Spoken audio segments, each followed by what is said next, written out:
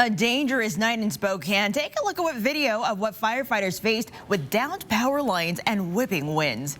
At one point last night, nearly 40,000 people were without power. Hundreds are still without it right now. Good evening and thanks for joining us. I'm Neil Wong. And I'm Aaron Luna. It seems like lately we've had more windstorms than usual. Emily Blume talked to a few local experts, including Chris Crocker, to see if the number is really on the rise. Emily. We're at wind event number 3 so far this year, and if you're wondering what's going on, you're not alone. But as we take a look at the big picture, you'll see this is actually not too uncommon.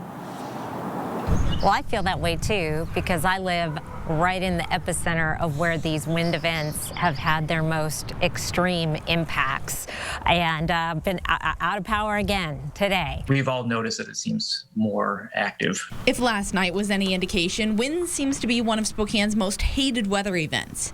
Downed trees, power outages, and it seems like it's happening more than ever.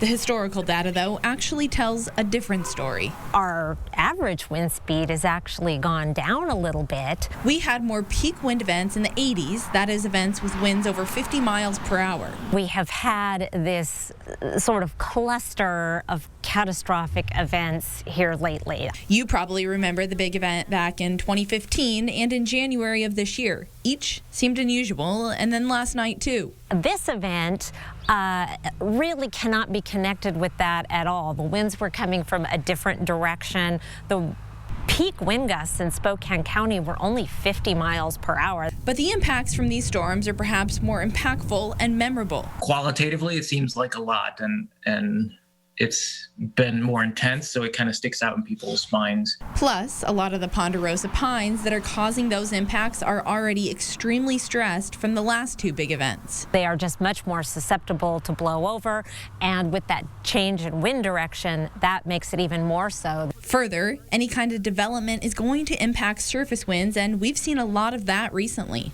If you take a look at an Avista power outage map, you'll notice that a lot of the power outages are in places that didn't even have power before. This area is growing. It's easy to point to climate change as a cause for something like this, but as Chris explained to me, it's snow amounts, droughts, and wildfires that are more directly related to that. What we're going through right now is probably just more of a coincidence. Reporting live in Spokane, Emily Blume, 4 News Now.